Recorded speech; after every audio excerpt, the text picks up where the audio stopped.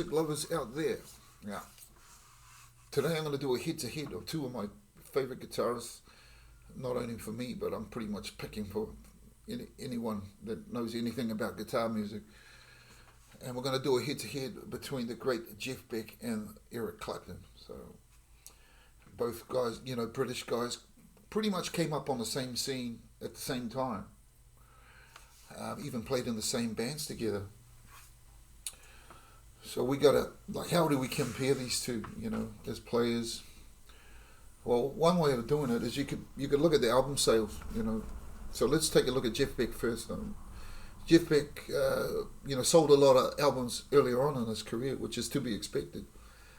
Wired, 1976, Wired, well over 1 million. Blow by Blow, 1975, well over 1 million. Jeff Beck with Jan Hammer, 1977, 600,000, around about there. Truth, 68, once again, 500,000. Big Bogart a piece, 73, 500,000. Jeff Beck Group, 500,000. The iconic Beckola, 500,000. And there's many more, but it kind of tapers off towards the end, But as always, you got to bear in mind, okay, the record sales don't necessarily indicate the quality of these albums. Back then, especially in the 60s, people weren't buying as much albums as they were in the 70s and the 80s, for example. So you got to take that into account. So now let's take a look at Eric's album sales, who has sold a hell of a lot more. Once again, depending where you go to, he sold, according to this, as over 75 million albums. So you can see there's a big difference in album sales there. So we got Unplugged 1992. That was his biggest album, over 26 million units sold. Timepieces, the best of Eric Clapton. And here's the thing about Eric. Eric had a lot of compilation albums, like the best of albums. So it kind of puts him ahead of Jeff, in that regard as well. So, Timepieces 1982, 7 million, well, nearly 8 million. Chronicles, once again, another compilation album. Chronicles of Eric Clapton, 1999, 4.5 million. From the Cradle, 94, once again, for just over 4 million. The Cream of Clapton, 95, 4 million. Riding with the King, 2000, 3.5 million. Slow Hand, 1977, 3 million, 3.5 million. Journeyman, 89, nearly 3 million. Pilgrim, 98, which is one of my favourite albums. My dad bought that album and I couldn't stop listening to it. So Pilgrim, 98, 2.5, between 2.5 and 3 million. So, I could carry on. But the difference between Jeff and Eric in regards to album sales is that Clapton had a lot of compilation albums, and he just had a lot more profile, I think, than Jeff did, and a lot more mainstream, So it's kind of an unfair comparison, but in that regard, Eric definitely sort of wins that category. Well, let's take a look at some other factors. Let's take a look at originality, between these two guys. Now, once again, we'll take a look at Jeff first. Jeff is pretty much regarded in the guitar community as an innovator, a pioneer. His music was very, very original. A lot of the stuff he did, I still have trouble trying to figure out how he did it, And it was just really unique to him, his own style.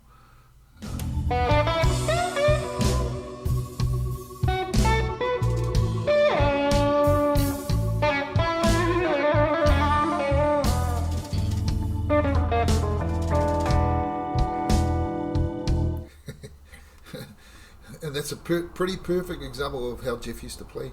Nobody plays like that. Nobody. It was just him. Only he played like that. And it was beautiful. And so let's take a look at Clapton.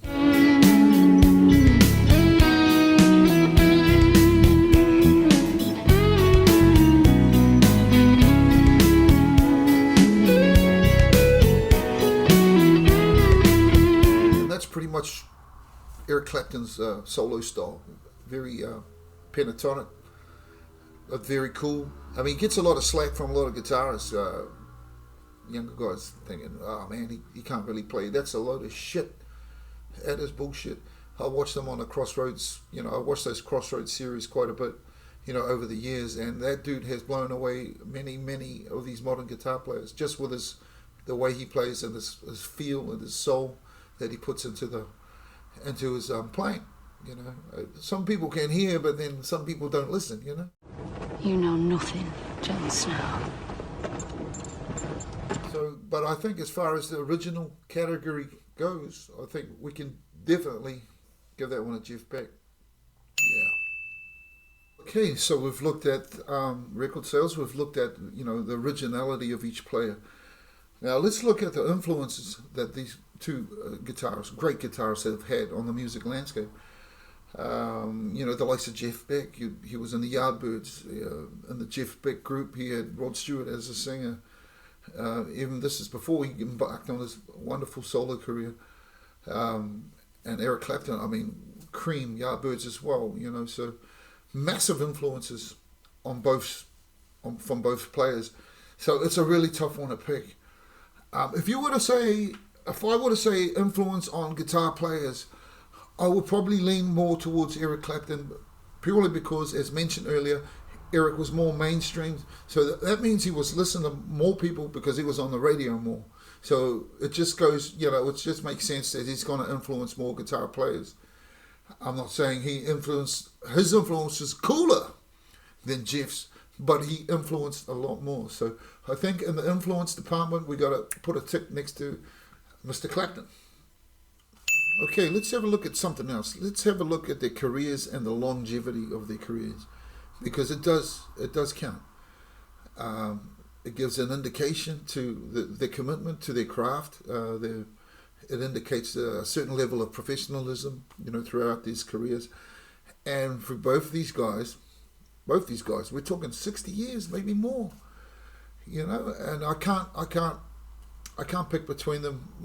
Whose career is better or cooler, or we've mentioned how much money sells, we've mentioned originality, but for me, both their careers are sort of even to me, because Jeff is cool in this regard with his originality. Eric is cool, and just the sheer amount of people that he's touched with his music. So for me, it's a draw. We get to the last category, and I call this the cool category. Okay, so who was cooler? Who was more of a badass? Was it Jeff or was it Eric?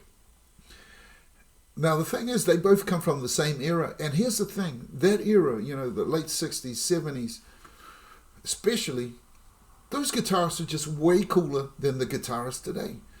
Way cooler than even the 80 hair metals guys, because they took it too far. Those boys, with the hair and shit, they kind of fucked it up.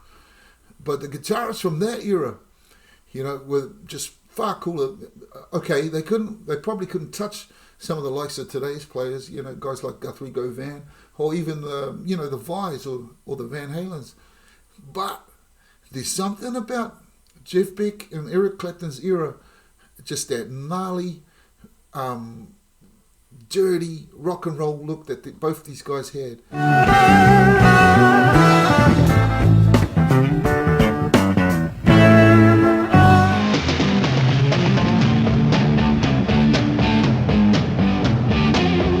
Here's the thing: not only did these guys look cool, but the musicality of these guys, was phenomenal. So phenomenal. The amount of songs they wrote, iconic songs too.